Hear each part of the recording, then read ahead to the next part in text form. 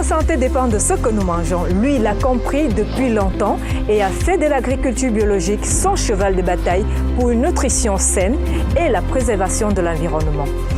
Tout au long de cette émission, nous allons apprendre comment faire un avec la nature, le mode de vie des Boya Moubitons et surtout comment réussir une agriculture biologique. À mes téléspectateurs, je vous invite à faire le voyage avec moi pour vivre en harmonie avec la nature dans ce village.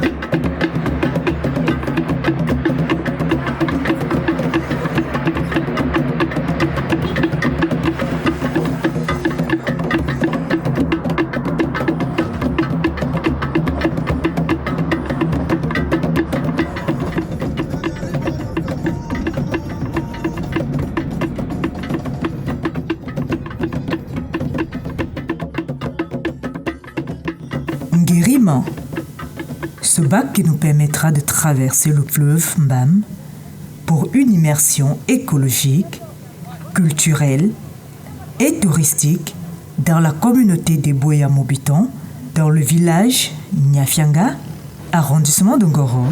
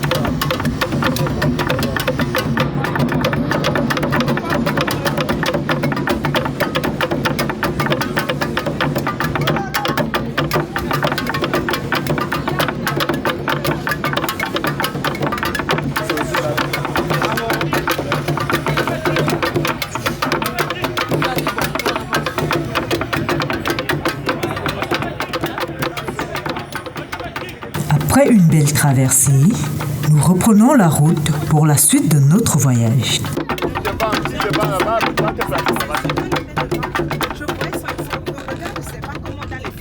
C'est aux environs de 20 heures que nous arrivons dans ce village pilote du projet Save Africa.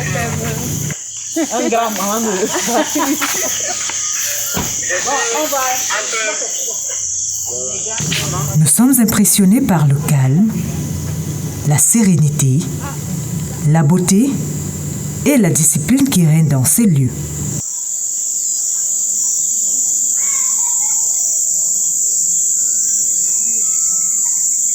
Après notre installation, nous sommes invités à partager un apéro de bienvenue avec les Boya Moubitons. Un nectar de palme, accompagné de chips de plantain et bien d'autres délices de ce village. Non, c'est pas la lumière, c'est mon appareil qui va bien. Et vous pouvez mettre, comme les autres qui mettent le téléphone. Attends, on n'a pas touché ton téléphone. Non, il doit charger. On nous informe que ce soir aura lieu un match de basketball entre les locaux et la diaspora Save Africa, venue pour la conférence annuelle de cette ONG. À notre arrivée sur le terrain de jeu, nous sommes emportés par des belles mélodies distillées par l'orchestre du village, composé essentiellement des jeunes.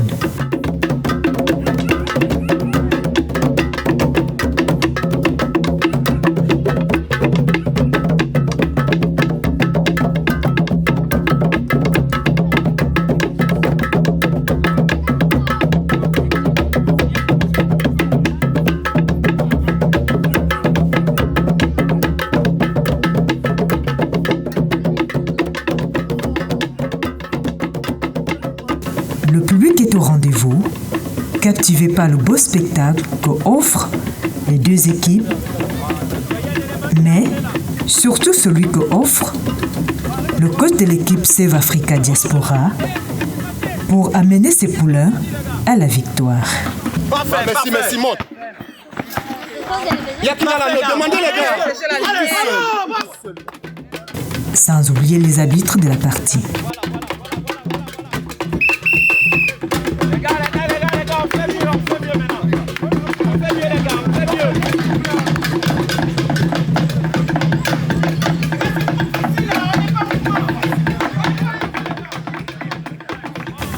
Les dames profitent de cette ambiance pour se faire une beauté.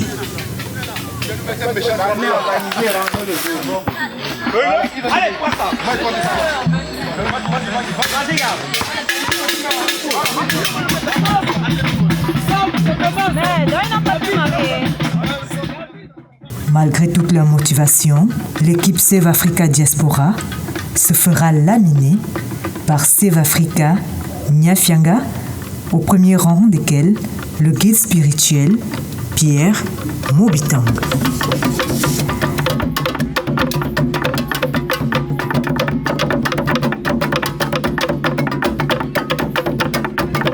Après un repas composé de végétaux, chacun va se laisser aller dans les bras de Morphée.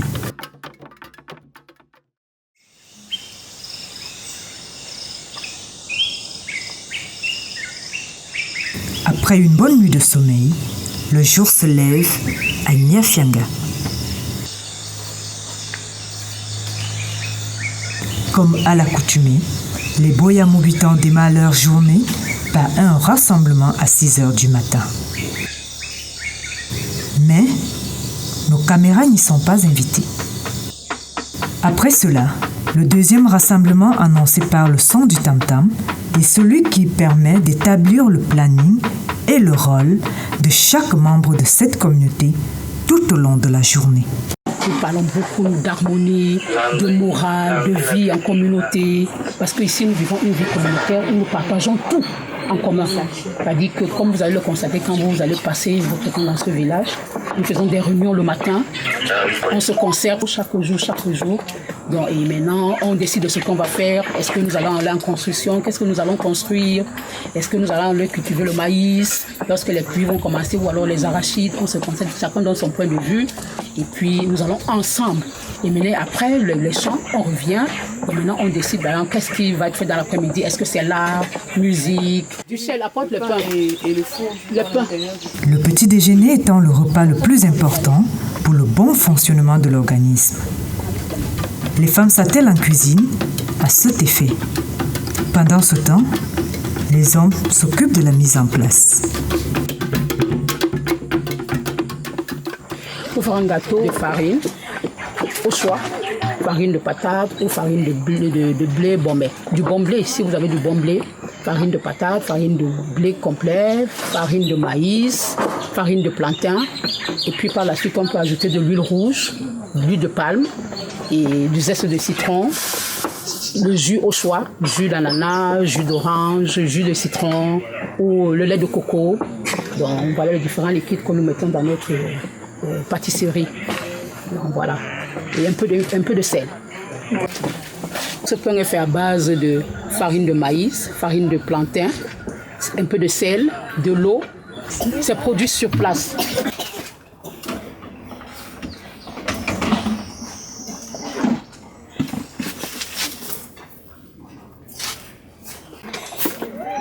Voilà, c'est bon. Regarde alors.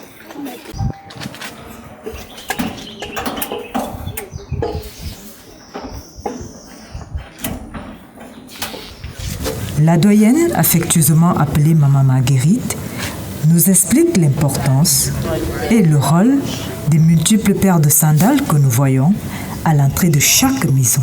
Je dois ranger les miennes. S'il y a une babouche qui n'est pas à sa place, je range et je donne la possibilité à celui qui va venir de pouvoir le faire. Et là, je suis prête pour entrer dans le réfectoire.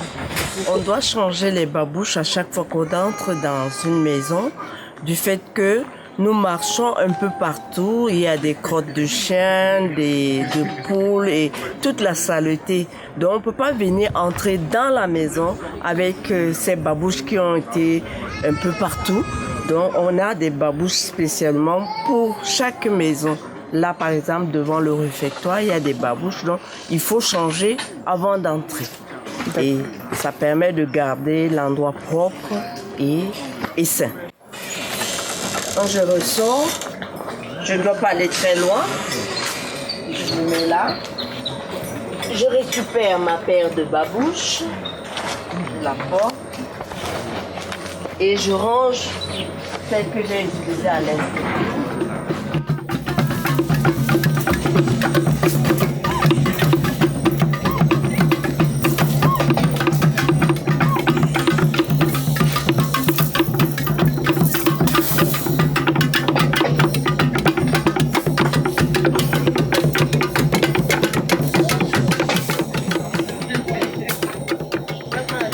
Depuis notre arrivée, nous avons remarqué que les Boyam habitants ont une manière particulière de dire bonjour.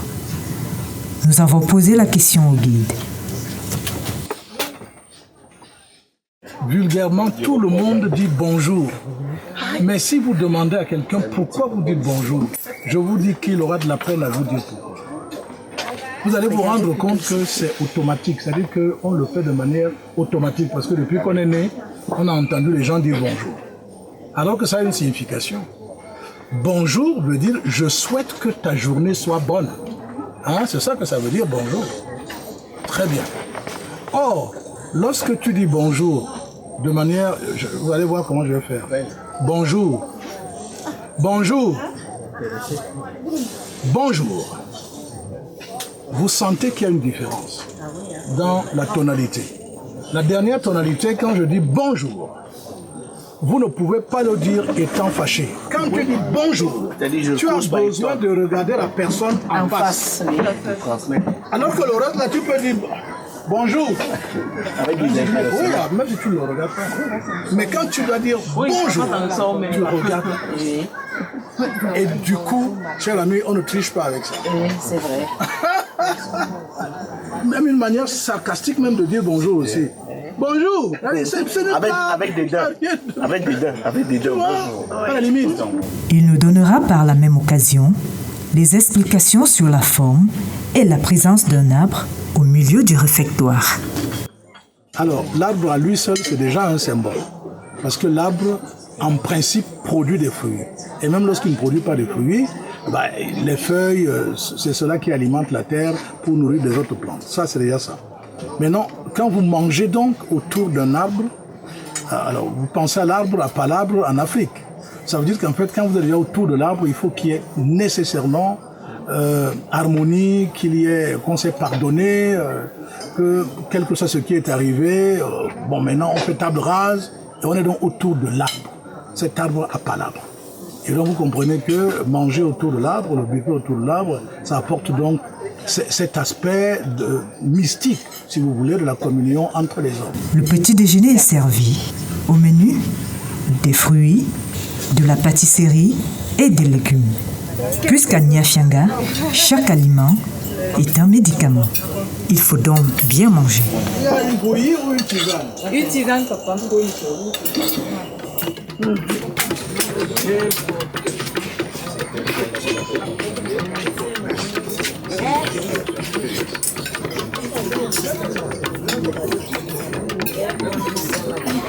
Eh bébé, bon appétit. Bon appétit. Pourquoi ne parlez pas fort? Parlez fort, non? Bon appétit. Merci. Voilà. La règle d'or de la communauté Boya Mobitang est la solidarité. C'est dans cette optique que la crèche du village a été créée. Tu es contente? Tu sais chanter? Chante alors quelque chose.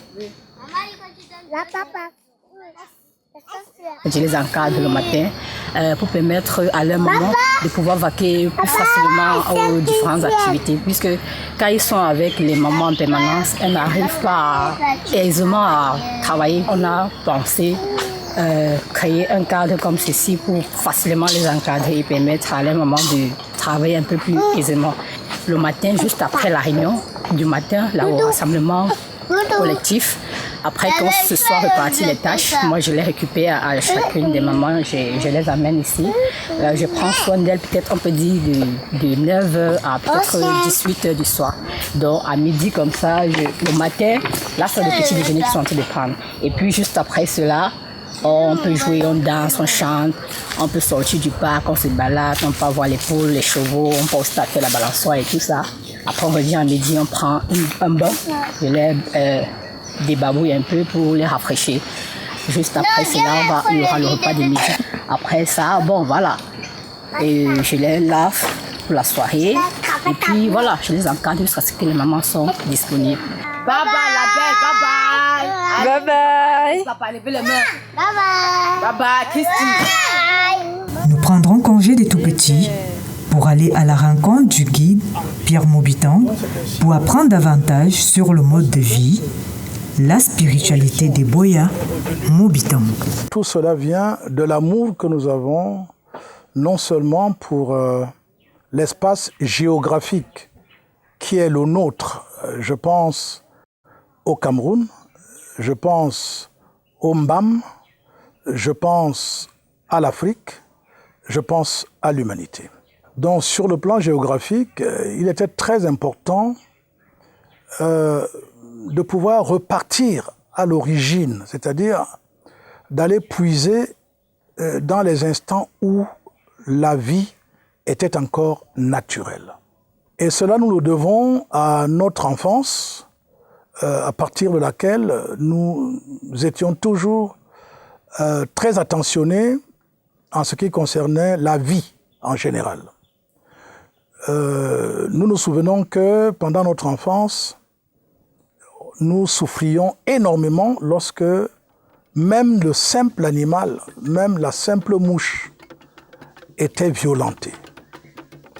Donc c'est pour dire que c'est quelque chose qui est donc tiré de très loin, donc de la profondeur de l'être. J'ai perdu des êtres qui m'étaient très chers parce que ces êtres n'ont pas pu supporter de rester à mes côtés. Mais je pense que mon obstination, ma témérité, mon courage et tout cela a permis que je ne puisse pas céder à la tentation d'abandonner. Mais ce qui est intéressant de voir aujourd'hui, c'est que même les sceptiques, même ceux qui me considéraient comme un égaré, un perdu, aujourd'hui se réjouissent lorsqu'ils ont l'occasion de faire un tour ici, ou tout au moins de voir les images de ce que ce village est devenu, et d'ailleurs même d'imaginer les perspectives. Parce que j'ai l'habitude de dire tous les jours, ce ne sont que des bases que nous avons jetées. Le meilleur est à venir.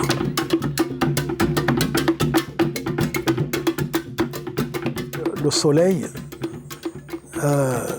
nos ancêtres, nos pionniers n'ont pas eu tort de le considérer comme Dieu. Puisque c'est donc ce créateur de toute vie qui aimait la chaleur, donc l'amour, forcément, à côté de la lumière que ce créateur prodigue à toutes ces créatures, ça nous permet d'ouïr, d'entendre, de voir, de percevoir, de sentir. C'est grâce à cette lumière que nous arrivons à distinguer les choses et tout. Et en même temps, c'est grâce à cette lumière que nous arrivons à vivre. Pensez à la photosynthèse, sans laquelle ni les plantes, ni les animaux, ni les hommes ne vivraient pas. Et ce n'est que le soleil qui nous apporte cela. Vous comprenez donc que si nous rentrons dans le symbolisme du soleil, le soleil, c'est Dieu. Notre relation avec le soleil est une relation de sacralité. Nous pratiquons le culte des crânes, mais en ajoutant le culte des crânes vivants. Pourquoi devrais-je attendre d'abord que quelqu'un meure pour que je puisse faire attention à son crâne? Pourquoi je ne fais pas attention à son crâne pendant qu'il est vivant, sachant que le crâne est le symbole, ou si vous voulez, le monde en miniature? Parce que quand vous regardez le crâne d'un homme, même sans pénétrer à l'intérieur pour aller disséquer, le crâne est un monde en miniature. Dans le crâne, vous avez tous les organes. des sens. C'est là où se trouvent tous les organes de sens. Et la divinité de l'homme est synthétisée dans le crâne. C'est là où se trouve le siège de l'âme humaine. Donc vous comprenez la considération que nous avons pour le crâne humain. Le système éducatif actuel n'est plus le système éducatif idéal. Aujourd'hui, nous avons séparé la religion de la science, de l'art. Il n'y a plus d'éducation, il n'y a plus d'école. Les enfants sont fragmentés. On leur enseigne à écrire, lire, compter et tout, mais on a abandonné la pureté du cœur.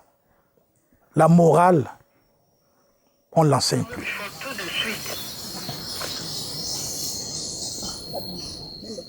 L'homme qui vit actuellement sur la terre est un malade. Tout ce dont il a besoin actuellement, c'est de se soigner. D'où notre perception de l'aliment comme étant un médicament. C'est pour cela que dès qu'un aliment ne peut pas vous soigner, ne le mangez pas. Je répète, lorsqu'un aliment ne peut pas vous soigner, ne le mangez pas. Lorsque vous mangez de la nourriture solaire, c'est-à-dire de l'alimentation vivante, des éléments qui sont nourris et chargés par le soleil, donc qui reçoivent par photosynthèse non seulement les vitamines, les oligo-éléments, tout ce qui est nécessaire à l'économie vitale, eh bien, c'est tout cela qui va faire en sorte que vous deveniez intelligent. C'est tout simplement le mode alimentaire qui a fait en sorte qu'on se retrouve aujourd'hui en train d'être malade. Donc si vous retrouvez la bonne alimentation, la maladie s'éloigne. C'est pour cela que dans ce village, nous avons mis un point d'honneur sur la santé par les méthodes naturelles.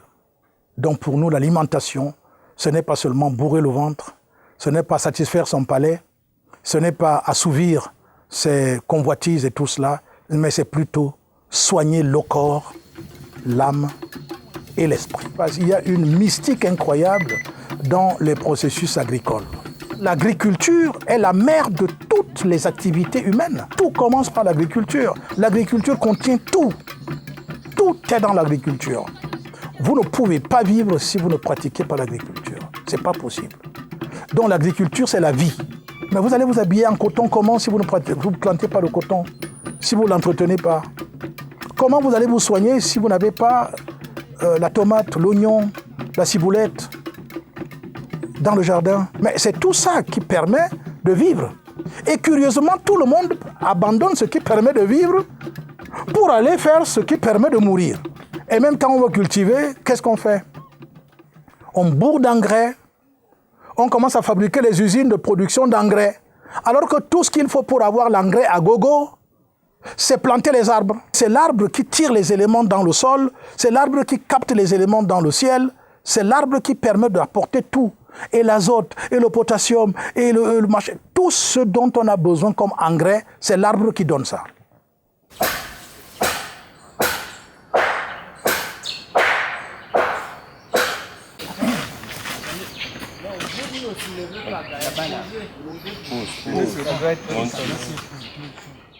L'architecture a ceci de particulier qu'elle reflète de manière tangible une construction intérieure.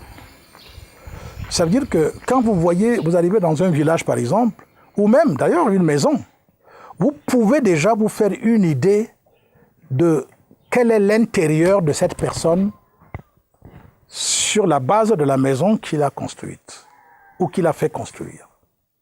Parce que l'environnement où nous vivons, que nous transformons, reflète notre intérieur. C'est ça que nous projetons à l'extérieur. Donc lorsque vous regardez ce village, nous pensons que vous pouvez déjà voir à peu près ce que nous avons comme vision, ce que nous avons à l'intérieur de nous. Vous avez observé par exemple que, je prends ici d'abord sur le plan horizontal, les maisons ne sont pas trop rapprochées. Vous allez voir que nous avons toujours cette préoccupation de faire en sorte qu'il y ait quand même, une certaine distance entre les cases de manière à ce qu'on puisse marcher. Même les toilettes, Contrairement à l'architecture, au mode de construction, que nous connaissons tous les jours, eh bien, ici, pour aller aux toilettes, il faut marcher. Ici, pour aller à la cuisine, il faut marcher. Pour aller prendre une douche, il faut marcher. Pour aller prendre des aliments dans le maraîcher, au champ, il faut marcher. Ça fait que le sédentarisme n'existe pas. Lui qui est déjà à lui seul cause de beaucoup de misère, le sédentarisme. Et donc, je prends d'abord cet aspect de la base, parce que pour construire, pour qu'il y ait architecture, il faut d'abord qu'on trouve un espace. Maintenant, si nous montons plus haut, vous allez observer que la tendance ici qui domine, c'est des maisons pyramidales. Ça, c'est la tendance. Et il y a un mystère derrière les constructions pyramidales.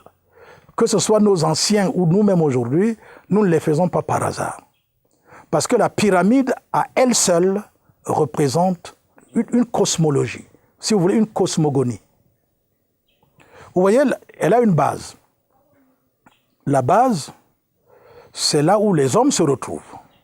Hein? C'est ça que ça représente. Mais non, quand on monte, plus on va, vous voyez, on se croise vers le haut. Cela veut dire que ça indique que si des hommes doivent se mettre ensemble, il faut un but commun à atteindre. Parce que si vous n'avez pas un but commun à atteindre, eh bien ça va générer des conflits énormes. C'est pour cela que nous vivons. Même dans les familles, il y a des guerres. Parce que même le frère, la sœur, la mère, le père, tous, chacun a un objectif personnel. Il n'y a pas d'objectif commun. Rien que ça détruit la famille. Elle disparaît. Or, la maison nous rappelle cette nécessité de l'unité, donc de l'amour.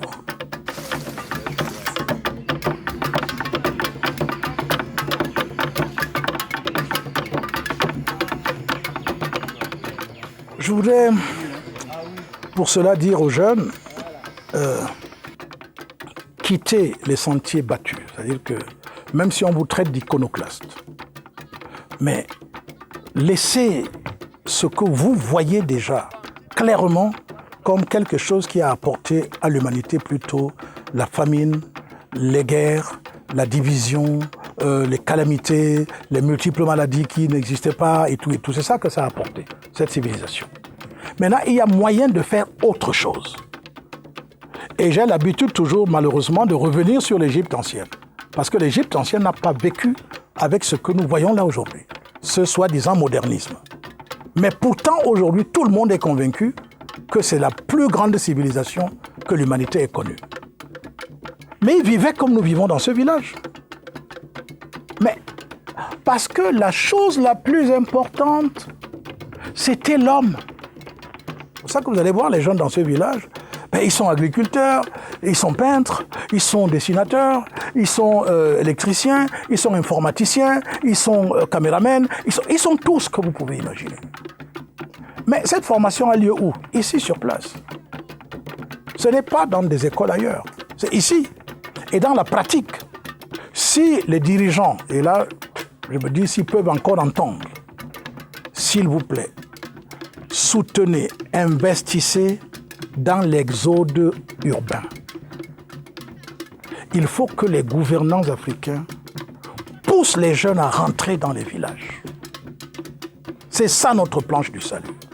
Mais nous avons des budgets colossaux dans nos États. Mais mettez 50% de ces budgets pour amener les jeunes dans les villages. Créez des conditions, amenez l'eau. C'est de l'eau qu'ils ont besoin. C'est du courant électrique qu'ils ont besoin. Ils ont besoin que les routes et les pistes soient désenclavées. Le reste, ils vont faire ça eux-mêmes. Faire en sorte que les jeunes cultivent et ce qu'ils cultivent peut être transformé sur place. Et là, c'est pour ça qu'il faut absolument les deux là, l'eau et l'électricité. Et à partir de là, s'ils peuvent écouler ce qu'ils produisent et peuvent communiquer avec les autres, je vous dis, eux-mêmes vont construire les écoles. Eux-mêmes vont construire les dispensaires et les hôpitaux. dans le monde actuel, on ne peut plus fonctionner, la jeunesse ne peut plus fonctionner sans Internet. Ce n'est plus possible, n'est-ce pas? Mais amener Internet dans les villages, ce n'est pas les petits points de réseau qu'on a là avec les petites antennes là, ce n'est pas ça qu'il faut. Aujourd'hui, on a une téléphonie internationale, par exemple, est possible par satellite de connecter tous les villages africains avec Internet haut débit. Je dis tous les villages africains. Ce n'est qu'une question de volonté. Les gens fuient l'agriculture parce qu'ils croient qu'on sera toute la vie en train de défricher, de débroussailler, en train de taper la roue au sol et tout, ça donne des hernies et tout ça. Mais il y a des solutions. Qu'ils vous fassent élever des chevaux pour que vous puissiez faire l'équitation, pour que vous puissiez vous balader dans les villages voisins, aller faire la cour aux jeunes filles avec le cheval. Hein? Que la jeune fille, qu'elle voit le cavalier qui arrive et tout. C'est bien cette vie-là.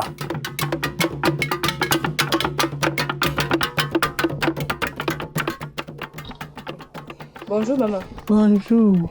Ok. Vous êtes la maman de Monsieur Mobiton. Oui.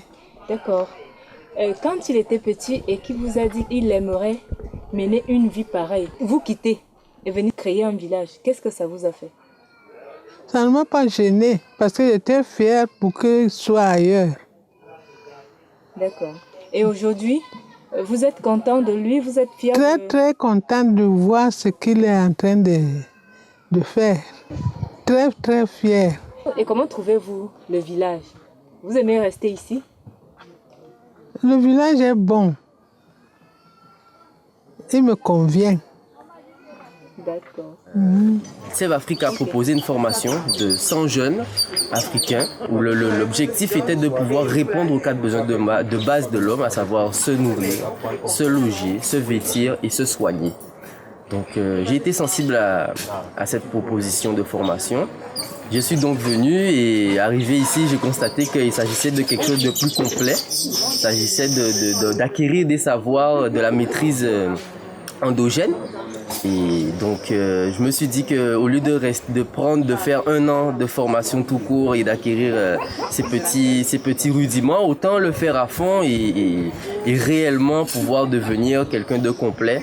Donc une formation intégrale, endogène et durable. Ici, je suis passé par plusieurs étapes, j'ai appris de plusieurs responsables, donc l'élevage, la plomberie, l'électricité, la technique, puisqu'on fonctionne ici à l'énergie solaire, donc il faut pouvoir maîtriser tout ça afin que tout le monde, que les savoirs puissent se répandre et que ça ne soit pas l'apanage d'une seule personne. Donc voilà, sinon... la vie ici au village est extrêmement variée et ça demande d'être très polyvalent puisque étant donné que nous sommes un village autonome, il faut que nous puissions subvenir à nos besoins seuls, que ce soit en termes de nourriture, que ce soit en termes d'énergie, en termes d'eau. Donc tout cela fait que nous sommes des villageois qui marchons beaucoup et voilà. Donc. Je pense que, moi surtout, on nous a appris, surtout les Africains, on nous a appris qu'on n'avait pas de religion, par exemple. Et de voir quelqu'un qui a instauré une religion africaine de tolérance, surtout d'amour. Pourquoi j'aime encore plus cette religion? Parce que c'est de la pratique. Donc, on vit l'amour. Je vous prends un exemple concret. Ici, si nous sommes 10 par exemple à faire quelque chose, on va être les 10 à le faire. Et on voit cette union. Dans la religion, réellement prôner, c'est l'amour qu'il est en train de prôner. Et c'est plus ça qui m'a le plus poussé à aller vers ça, et aussi les valeurs. Il me semble utile et nécessaire de profiter de cette circonstance pour, étant donné ce que je vous ai dit dès le départ, la partie tristesse qui a cédé la place par la suite à la joie. Il y a des personnes qui ont contribué à cela. Parce que, imaginez-vous si tout ce monde qui m'avait laissé, il n'y avait plus personne autour de moi. Et d'ailleurs, à un moment donné, c'était l'intention de ces personnes. Je dis, mais il faut que tout le monde parte. Alors, vous voyez, ces gens qui ont accepté cela, de rester, malgré la folie, les signes symptomatiques de la folie que je manifestais, ces gens qui ont travaillé d'arrache-pied, jour et nuit, avec moi, et qui continuent d'ailleurs de le faire jusqu'à maintenant, y compris ceux qui ont cru sans avoir vu par la suite et qui nous ont retrouvés. Je pense ici par exemple à nos amis de Save Africa qui sont dans les pays afro-caribéens, aux Antilles, en Réunion, à Mayotte, en Guadeloupe, j'en oublie d'autres. Hein. Et je termine avec les autorités camerounaises qui ont permis que chaque fois nous puissions mener nos activités sans aucune entrave. Cela n'est pas toujours aisé dans d'autres pays. Et je voudrais dire aux autorités camerounaises, par rapport à ce qui nous est très cher, ne déviez jamais dans la liberté d'opinion, la liberté de religion, la liberté de penser, parce que c'est ça qui nous est le plus cher. Et par rapport au Cameroun, je pense que je peux témoigner de la réalité de la liberté d'expression, la liberté de penser, la liberté de circuler. Je peux en témoigner au Cameroun. Et pour cela, je dis encore une fois merci aux autorités camerounaises. Le village pilote Save Africa à Niafianga est un village autonome dans tous les sens du terme et totalement écotouristique. Ce que nous explique Maman Marguerite, accompagnée du responsable de l'économie. Tout ce que nous transformons est conservé ici et c'est d'ici que ça sort pour la consommation ou pour la vente pour certains touristes qui arrivent et qui souhaitent repartir avec les produits qui sont transformés ici sur place. D'accord. Là, vous avez la confiture de mangue. Donc, vous avez visité le village, vous constatez qu'il y a beaucoup de manguiers et lorsque c'est la période des mangues, nous produisons la confiture. Ici, c'est l'huile de sauce salade. Cette huile, c'est l'huile de palme, elle est rouge, elle est transformée pendant un certain temps et ensuite, vous pouvez la voir dans une bouteille comme ça. Elle ne dort pas et ne fait pratiquement pas de dépôt. Et c'est elle que nous utilisons pour nos crudités comme huile de sauce salade. D'accord. Là, c'est l'huile contre les bestioles parce qu'il y a des moutmoutes qui gênent. Et pour ne pas toujours les chasser et tout, nous utilisons cette huile qui est une production, une fabrication du village. Et avec cette huile, lorsque vous vous baignez avec cela, les bestioles n'approchent pas. Au-dessus, le sirop de citron, le miel, production du village.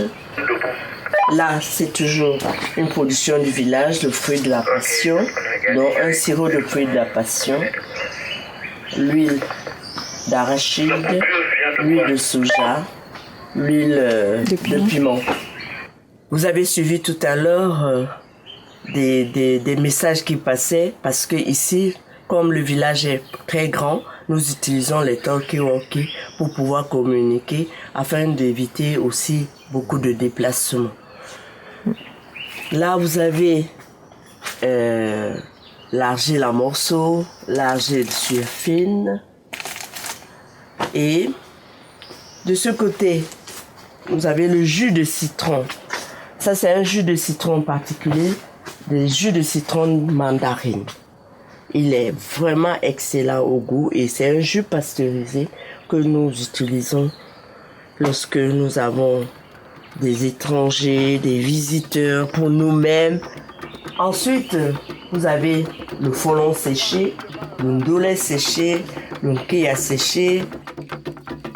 La production de ce village est essentiellement réservé à la consommation de cette communauté et l'excédent est mis à la disposition des touristes à la boutique du village. Nous venons mettre des produits qui ont été d'abord récoltés au village, après transformés. Il y a une usine de transformation. Et maintenant, nous venons mettre les produits ici au niveau de la boutique pour que les gens puissent prendre. Et il faut noter que c'est le supplément, parce que nous faisons d'abord pour nous. Donc, c'est le supplément que nous mettons à la disposition de nos touristes et tout. D'accord. Quels sont les produits qu'on peut retrouver ici? Bon, il y a du jus de citron, mandarine, parfumé au fruit de la passion. Il y a du jus de gingembre au limon. Il y a du jus de citron mandarine tout court, donc sans fruit de la passion à l'intérieur. Donc en fait, voilà les 4 différents types de jus qu'il y a présentement.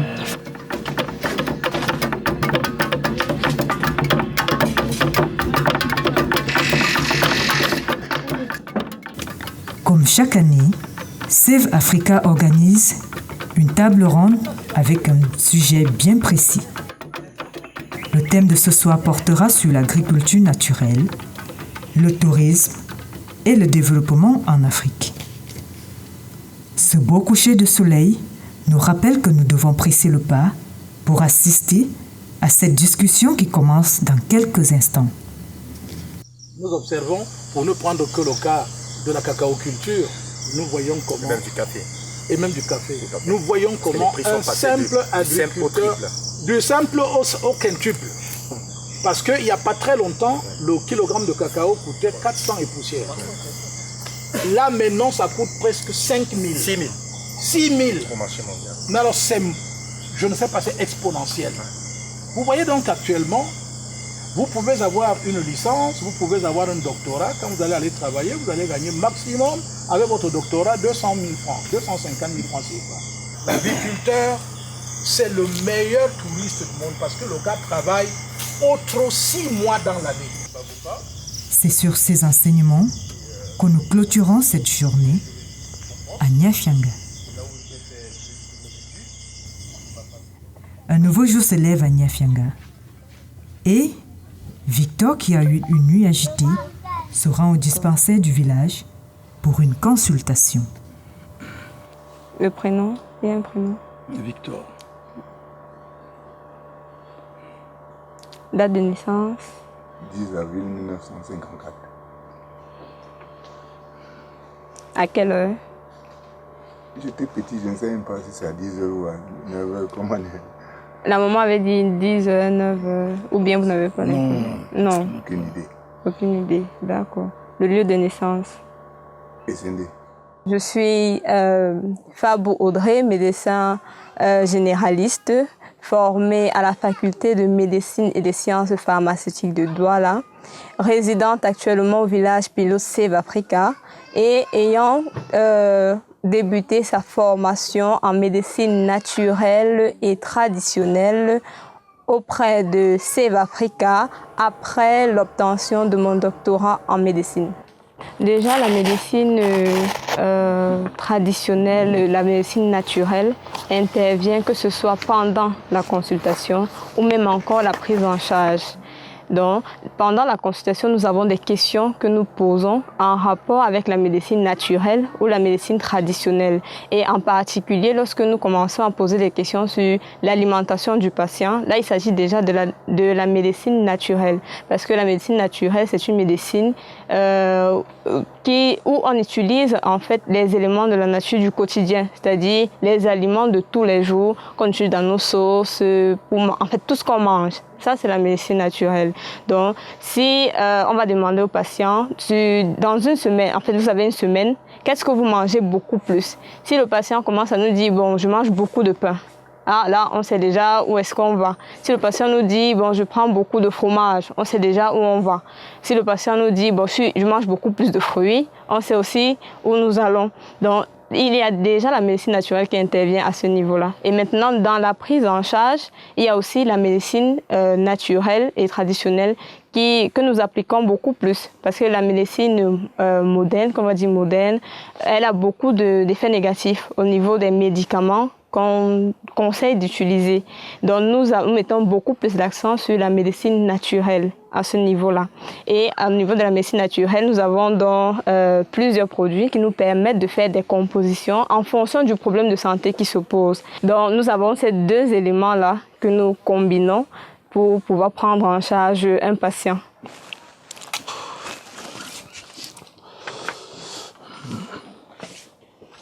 Bon, ici, nous sommes dans la salle de fabrication des médicaments. Donc, comme vous allez voir ici, nous avons les différents produits que nous fabriquons sur place, mais ce n'est pas tous les produits qui sont là.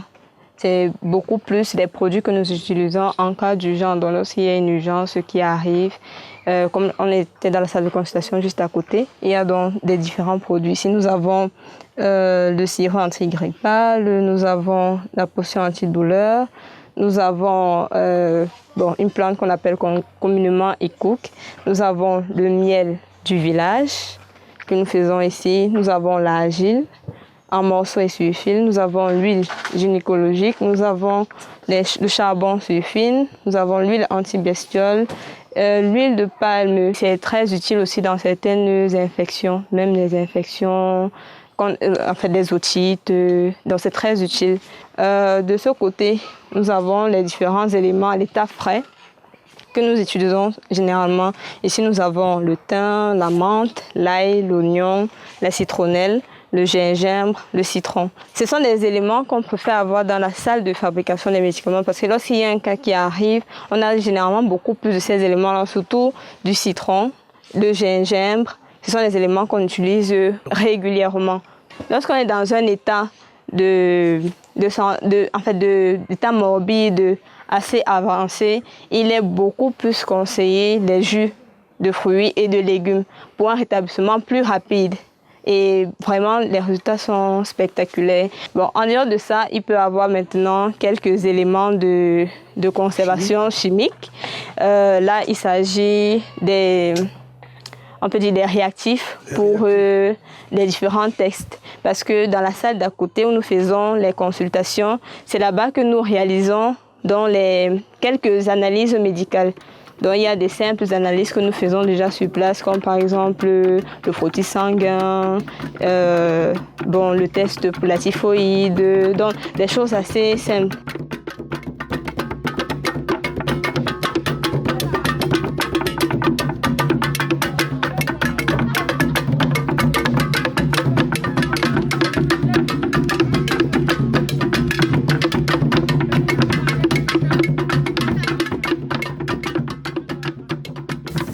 Sortie du dispensaire, nous remarquons une effervescence dans le village. Un habitant nous fait savoir qu'aujourd'hui aura lieu une union entre deux membres de cette communauté. Chez les Boyamobitans, le mariage est avant toute chose une union spirituelle. De ce faire, une cérémonie est organisée au temple avant le lever du soleil. Nos caméras n'y sont pas invitées. À l'entrée du musée, les préparatifs vont bon train pour la cérémonie de ce soir. Là maintenant, je suis en train d'apprêter les tenues pour la danse de ce soir. Comme vous avez constaté, on a un mariage et puis on va s'étaler sur quelques pas des bassas. En fait, donc voilà les tenues et autres. C'est comme ça que ça se présente. C'est fait à base de paille, donc c'est le raffia. Donc, nous avons tissé ça ici nous-mêmes. On a pris tout un temps, on a fait des tenues, on a apprêté tout pour que la fête soit belle ce soir, quoi. Donc, voici, là, on a les jupes. Ici, on a voulu emmener un peu de beauté, en ce sens qu'on voulait mettre, on met sur les pieds, on met sur les mains pour que quand vous faites des mouvements, et puis que ça soit beau, quoi. C'est ça, pour rendre ça. Vous savez, les Africains ont eu cette tendance d'opter pour tout ce qui vient de l'Europe. Ils ont oublié que notre truc était beau. que tout ce que les Africains font sont merveilleux. Du coup, voilà, on a la nature sur nous et puis on est... Ok, je vous invite un peu dans mon petit atelier. Ici, nous sommes dans notre musée où nous avons nos différentes créations. On a nos sacs, on a les chapeaux, on a, bon ça ce sont des tableaux qu'on a fait toujours à base de les feuilles. On voulait vraiment que les choses soient naturelles. Maintenant, ce qui concerne le côté habit, on va dire vestimentaire, du coup on s'est dit comment faire pour avoir des tenues qui soient naturelles et qui soient faites par nous-mêmes au moindre coût. Qu'on n'ait pas besoin d'aller acheter ceci ou faire cela. Du coup, on s'est mis à faire des expériences par rapport aux différents types de matériaux qu'on a sur place. Donc, voici. Ça, c'est fait à base de fibres de bananier. Donc, ça donne ça. Le résultat, c'est doux au toucher. Et puis, on se dit, bon, voilà, si on fait plusieurs, et puis la femme peut s'habiller, elle est à l'aise. Là, c'est les fibres de cocotier et puis ce bananier. Toujours dans le même ordre d'idée pour avoir un mélange de couleurs. Et ici c'est du riz. C'est le riz.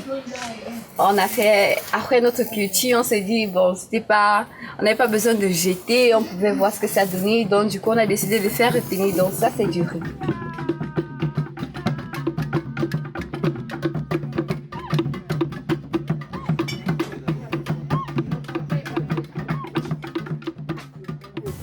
C'est la même effervescence à l'atelier de couture, puisque tout doit être prêt pour ce soir. Les tissus en question sont réservés pour les habitants du village. Donc, on a pu acquérir quelques tissus pagnes et on fera une tenue à chaque membre du village, jusqu'au bébé. Chacun aura un nouveau vêtement. Et il y a certains qui ont déjà commencé à être confectionnés, comme vous pouvez le voir là, sur le mur.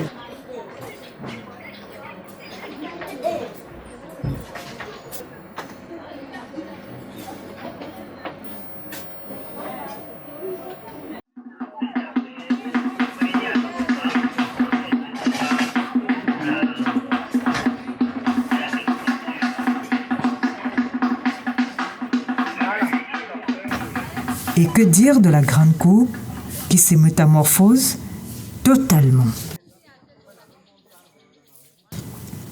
La nuit tombée, tout le village est confié à la grande cour pour vivre ces moments uniques.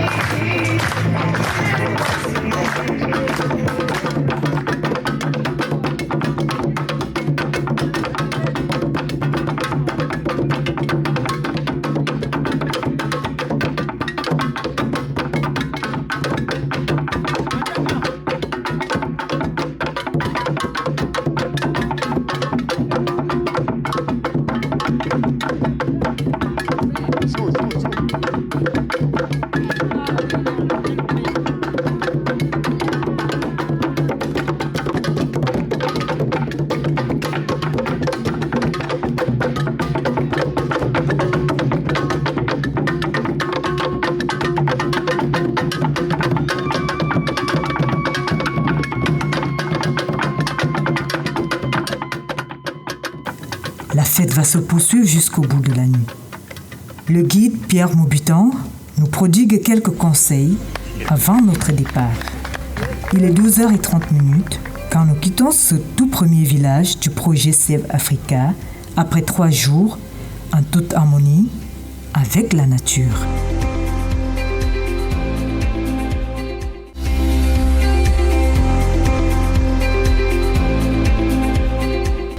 Amis téléspectateurs, j'espère que vous avez apprécié ce voyage à Nyafianga. Vous savez déjà quoi faire si vous voulez vivre en toute harmonie avec la nature. Quant à moi, je vous retrouve à la prochaine destination.